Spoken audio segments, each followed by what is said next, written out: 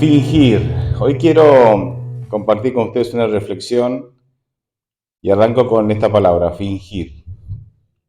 Fingir, no sé si todos ubicamos el significado, algunos sinónimos son aparentar, disimular, intentar representar una cosa que no es verdad. Es interesante que la iglesia cristiana, ya en sus primeros años, tuvo que enfrentar este desafío. Romanos 12, versículo 9, dice, son 5 palabras. Que el amor sea sin fingimiento. Interesante, la iglesia cristiana con toda la potencia que tenía en sus primeros años, ya el apóstol Pablo nos advierte, por lo menos en la iglesia que estaba en Roma, ¿sí? Dice, chicos, que el amor sea sin fingimiento. Es decir, no den la apariencia de que están amando cuando en realidad no lo están haciendo.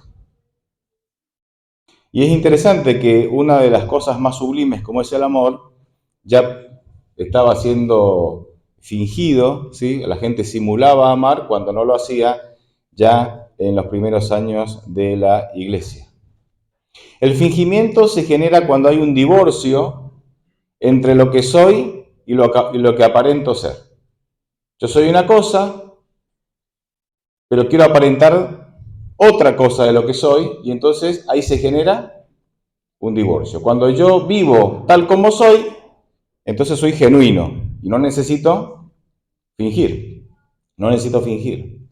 Y voy a comentarles una frase que si no la escuchaste seguramente igual la vas a entender y vas a entender el mensaje que hay detrás de esta frase. Es una frase popular, es una frase que escuchamos en nuestra sociedad. Supongamos que hay alguien que asiste a la iglesia, a cualquier iglesia, a una iglesia cristiana, ¿sí? Y esa persona comete un error. Atropella el perro del vecino, estafa, no sé, al negocio de la esquina, no sé, comete un error. Y escuchamos esta frase, ¿viste lo que hizo fulano? Y eso que va a la iglesia. Esa frase encierra un mensaje muy interesante. Esa frase dice que los buenos están dentro de la iglesia y que los malos están fuera. Este que va a la iglesia no puede hacer cosas malas. Entonces, de ahí se origina esta frase. Ahora, esa es una frase popular, es una frase que la escuchamos en nuestra sociedad, pero la realidad es que es una frase que no es bíblica. No es bíblica. Porque Jesucristo dice, no he venido a llamar a los sanos, es decir, a los buenos, sino a los pecadores, es decir, a los enfermos. O sea que la iglesia, ¿quién tiene que estar en la iglesia? ¿Los buenos o los malos? Cuesta decir los malos, ¿no? Porque estás acá. ¿Los buenos o los malos? Los malos. Los malos. Los que se reconocen con enfermos y con necesidad. Entonces, fíjense, dentro de la iglesia están las personas que reconocen la necesidad de un Salvador, y fuera de la iglesia están las personas malas también, pero que todavía no reconocen ¿qué? La necesidad de un Salvador. Pero en definitiva todos somos malos, todos necesitamos desesperadamente un Salvador. Miren, Dios nos invita a que nosotros enfrentemos con su poder, no con nuestra fuerza, sino con su poder, las heridas del pasado. Porque las heridas del pasado no sanadas nos dan inseguridad y nos hacen vivir inseguros. Además, una herida del pasado, sanada por Dios, es un regalo de Dios que podemos usar para impartir sanidad a otros. Imagínense el divorciado, el abusado, el golpeado, el que ha salido de la cárcel, el abusivo, el que abortó, etcétera, etcétera, que ahora ha sido sanado por el poder de Dios, se vuelve una bendición para otros.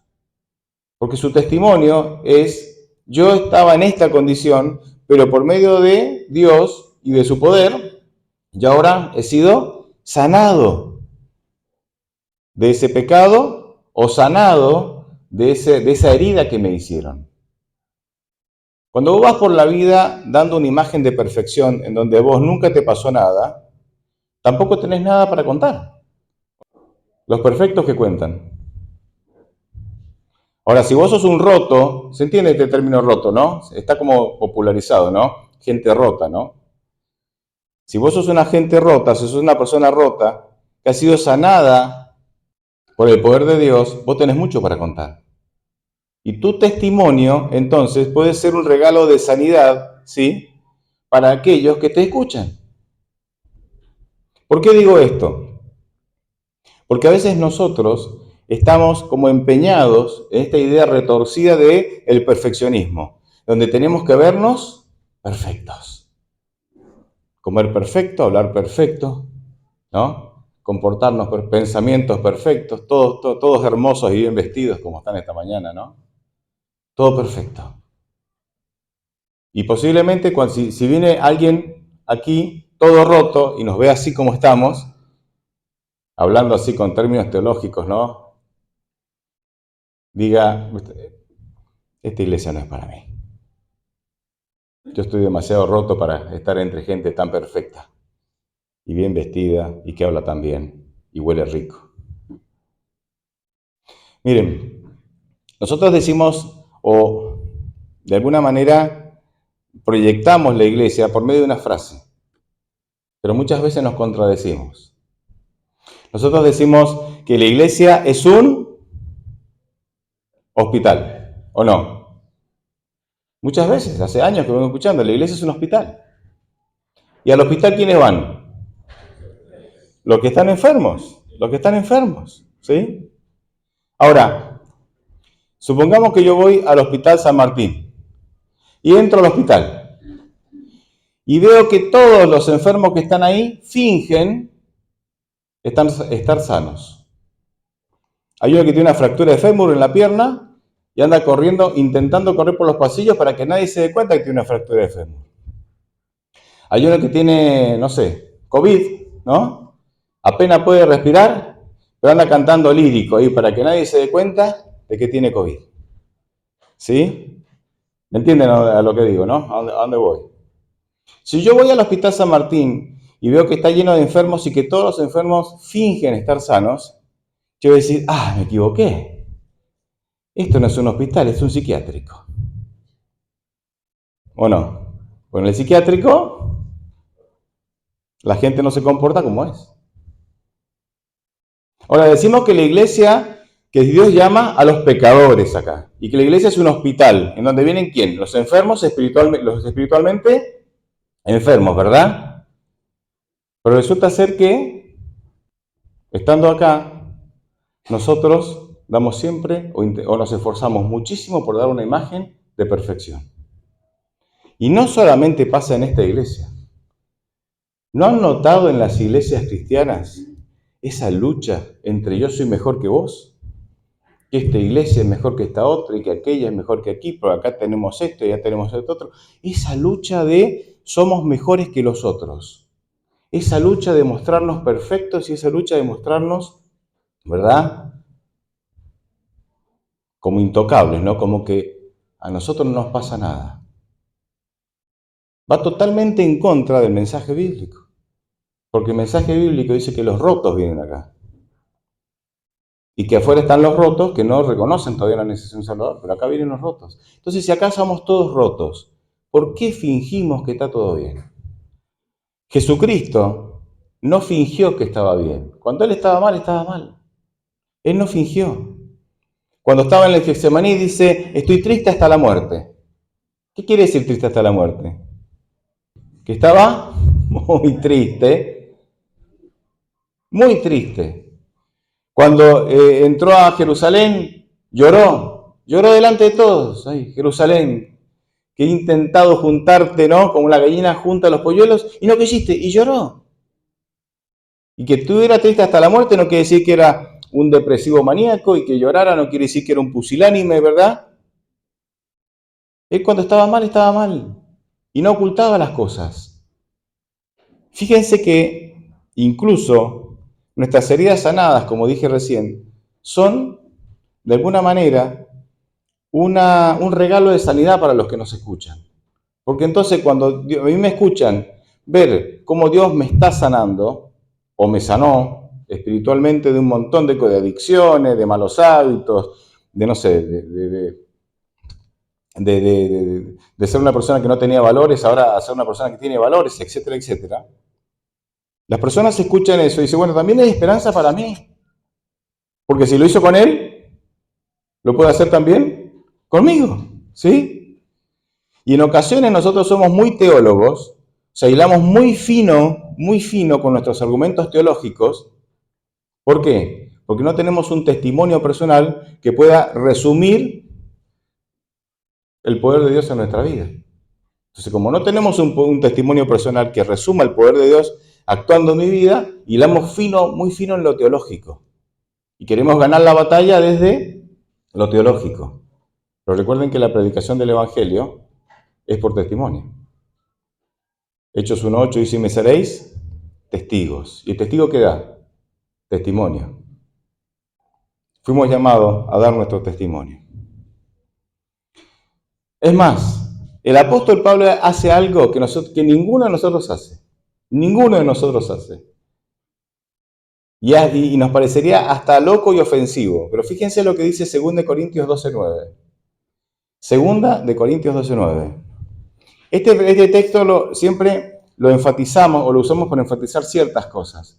Y nos olvidamos de algunos detalles interesantes.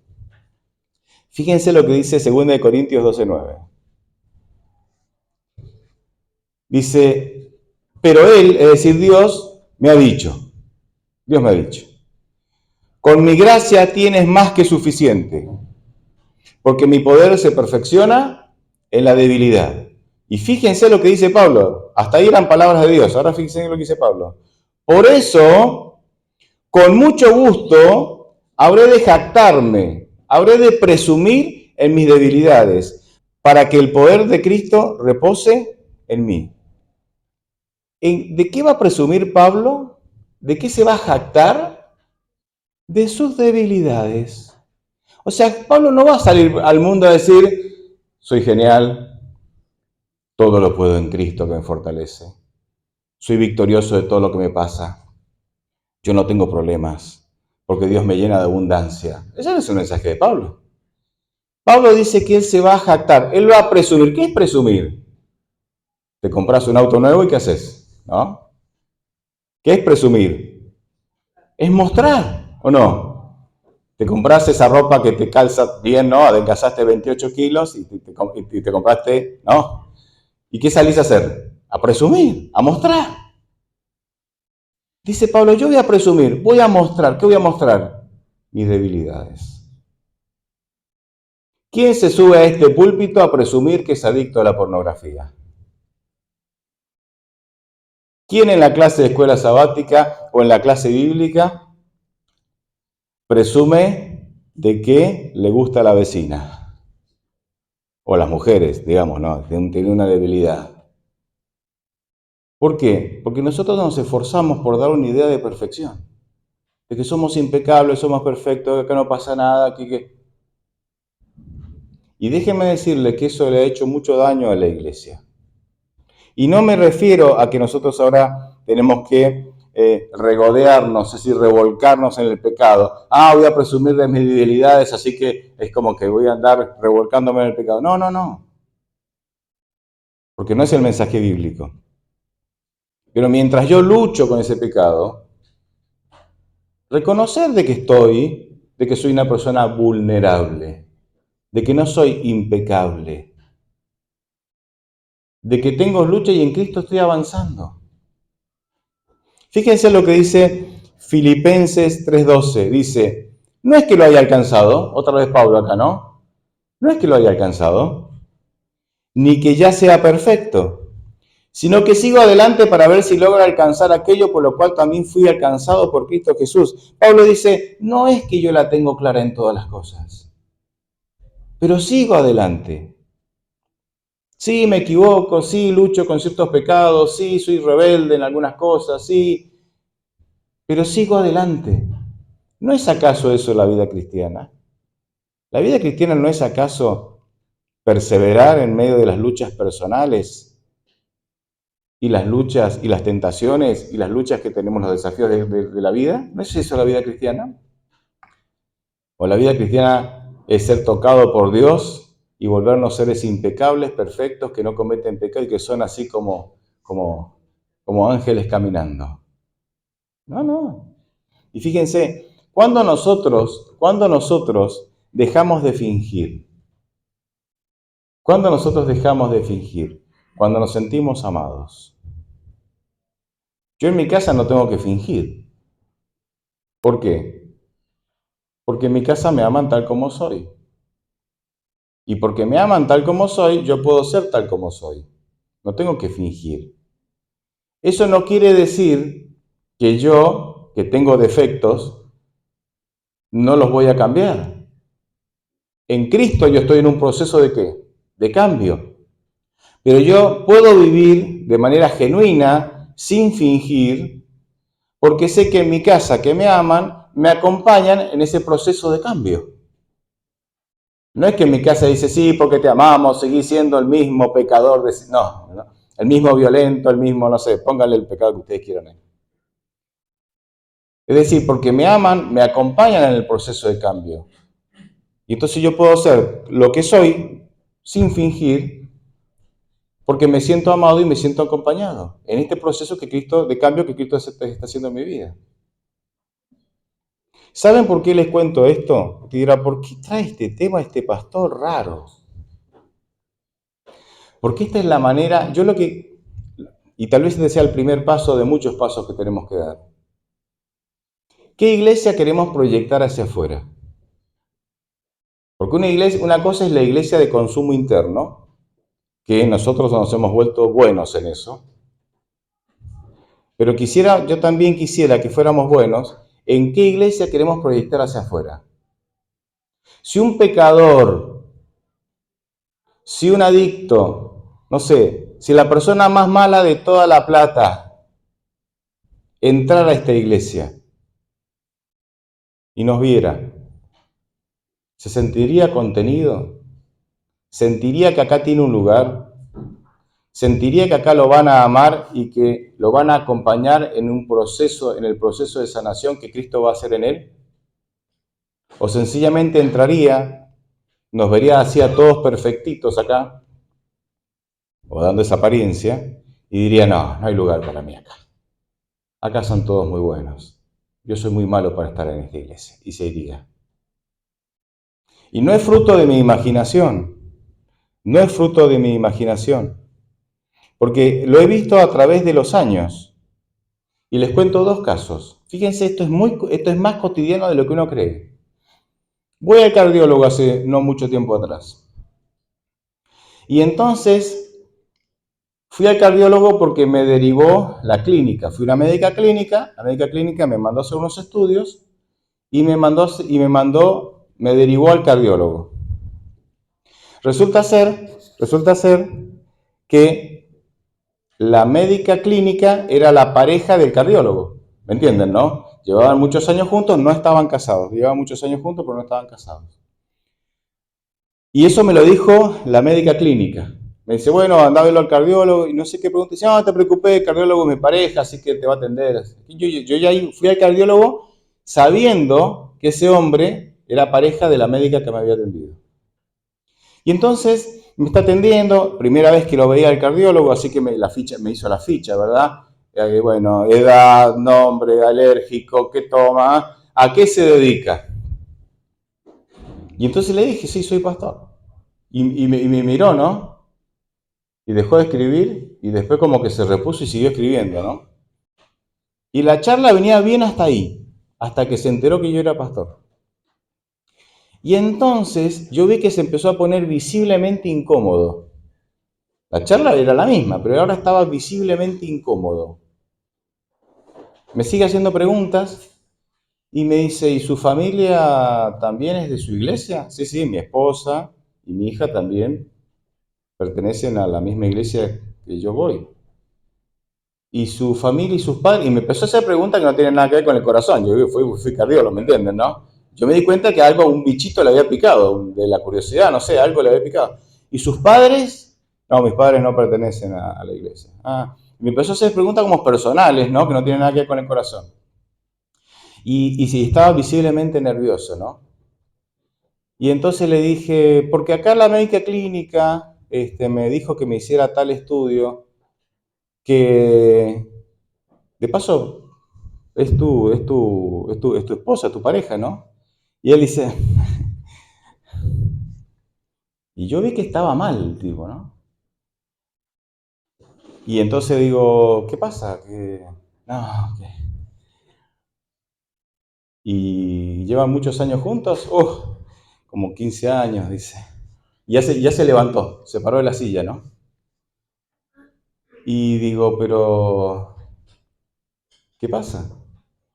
Y me dice, nada, es que estamos flojos de papeles, dice. ¿Qué quiere decir eso, flojos de papeles?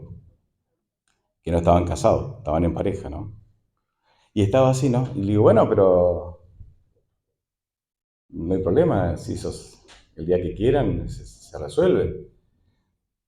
Y él estaba así, y toda la entrevista fue así, una visible incomodidad. Y yo me fui preocupado de esa entrevista. Y yo dije, ¿qué imagen tiene la gente de los pastores? Que cuando alguien sabe que está haciendo algo que no es la voluntad de Dios, en este caso viviendo en pareja sin estar casados, ante un pastor, en lugar de sentirse contenido, se siente condenado, se siente como que está expuesto como en un interrogatorio. Yo me quedé preocupado. ¿Qué imagen la gente tiene de los pastores? Dije yo. Que no pueden ser como son. Desde el momento que se enteran que el otro es pastor, empiezan a fingir. Ah, que no se entere de la vida que llevo. ¿Por qué? Porque este pastor, ¿qué va a hacer? Me la va a dar. Me va a cortar la cabeza.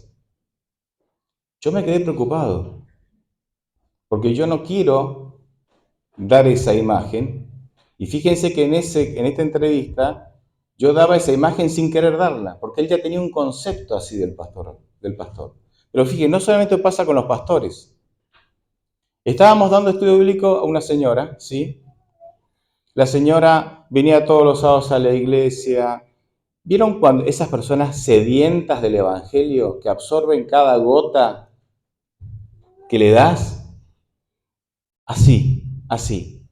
Son como los estudios bíblicos perfectos eso, ¿no? Porque están tan sedientos que lo que le decís con la Biblia dicen sí, y lo abrazan, ¿no? Y se aferran a eso. Llevaba 6 meses asistiendo a la iglesia, estudiando la Biblia, y un día me llama por teléfono y me dice, bueno, pastor, ya estábamos planificando que el bautismo. Ya estábamos planificando el bautismo. Y ella, obviamente, también quería bautizarse, pero un día me llama por teléfono. Me dice, pastor, yo quería informarle que no voy a ir más a la iglesia. ¿Por qué? ¿No vas a ir más a la iglesia? ¿Saben qué me dijo? Me dice, porque resulta ser que yo estoy muy entusiasmada con todo esto que estamos aprendiendo. He intentado que mi esposo me acompañe, que mi pareja, porque no estaba casada, estaba en pareja, ¿no? Que mi pareja me acompañe, pero él no quiere saber nada. Y yo no puedo ir a la iglesia si no estoy casada. Así que no voy a ir más a la iglesia. ¿No saben, hermanos, el esfuerzo que hice para convencerla que siga yendo a la iglesia? ¿Por qué ella no quería ir más a la iglesia? Porque en la iglesia van los buenos. Y fuera de la iglesia están los malos. Ese es el concepto social, popular, equivocado, ¿no? Yo no soy buena porque porque estoy viviendo, digamos, en pecado, porque no estoy casada. Entonces, como no soy buena, no merezco estar en la iglesia. Pastor, no voy más a la iglesia. No saben el esfuerzo que me llevó explicarle que en la iglesia estamos los que necesitamos a Cristo, no estamos los buenos, no hay buenos. Romanos 3, del 10 al 12, no hay justo, dice, ni siquiera uno, no hay buenos acá. Solamente que acá estamos los malos que reconocemos la necesidad de un Salvador Y afuera están los malos que son orgullosos y que todavía no reconocen la necesidad de un Salvador. El orgullo no se los permite, ¿no? Gracias al poder de Dios, se convenció de que tenía que seguir en la iglesia porque este era el lugar para ella y para todos nosotros. Pero entonces vuelvo al objetivo de este mensaje. ¿Qué iglesia queremos proyectar a los de afuera? ¿Qué iglesia queremos proyectar a los de afuera?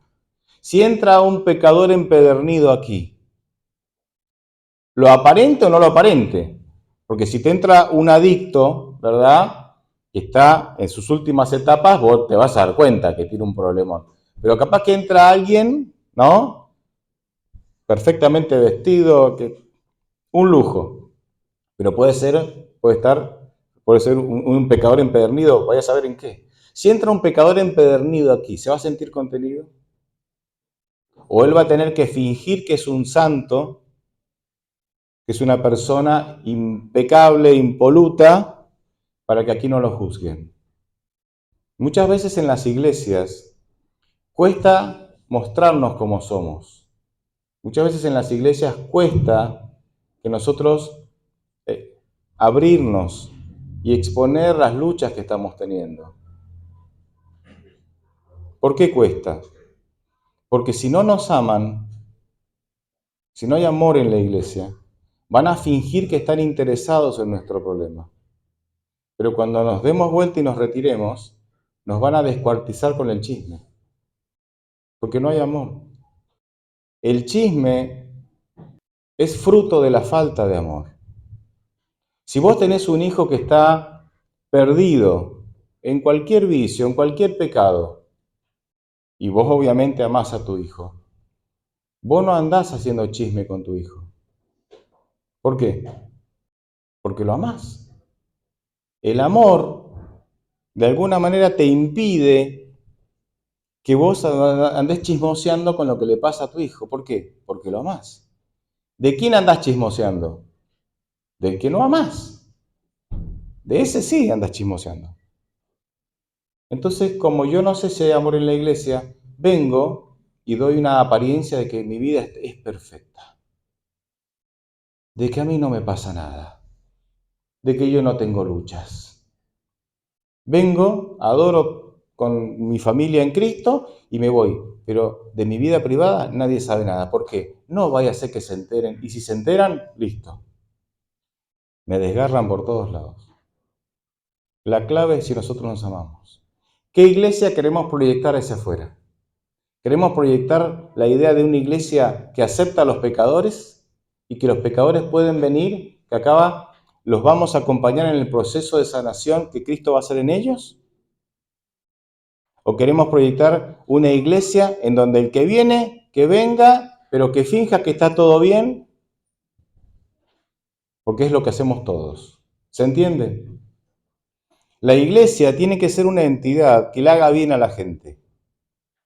Si la iglesia no le hace bien a la gente, ¿para qué está? La iglesia es una entidad que le hace bien a la gente. Si no, ¿para qué está? Y para eso, hermanos, tenemos que abrir las puertas para toda la gente necesitada de Cristo que está afuera y decirle, vení acá con nosotros. Nosotros somos un desastre como vos, pero estamos acá porque queremos que Cristo nos sane. Nosotros estamos tan rotos como vos, pero estamos acá para que Cristo nos sane. Vení, te vamos a acompañar en el proceso. Juntos, vos con tus cosas, yo con las mías, juntos vamos a salir adelante. Y miren, esto es muy sencillo. El que está acá y no se quiere sanar, a la larga solito, ¿qué va a hacer? Se va. No tenés ni que echarlo. Se va. Porque cuando hay alguien que no se quiere sanar, que está en medio de gente que lucha por sanarse a sí misma y que lo alienta a sanarse a él, no encaja y se termina yendo. ¿Qué iglesia queremos proyectar hacia afuera? Y si nosotros no empezamos a proyectarnos a la sociedad como una iglesia que le quiere servir a la gente, terminamos siendo lo más fácil, terminamos tomando el camino fácil, que es, soy una iglesia de consumo interno. Y el consumo interno tiene una frase que no es muy linda, que es El consumo interno viene acompañado de una frase que es fecha de vencimiento. Las iglesias de consumo interno tienen fecha de vencimiento. Porque en algún momento, ¿qué pasa? Nosotros hoy estamos y mañana dejamos de estar. Y cuando ya no hay más consumo interno, se acabó la iglesia. Pero cuando la iglesia está diseñada para beneficiar a los de afuera y a nosotros, entonces la iglesia no tiene fecha de vencimiento. O tal vez sí. ¿Saben cuándo es la fecha de vencimiento? Cuando Cristo venga.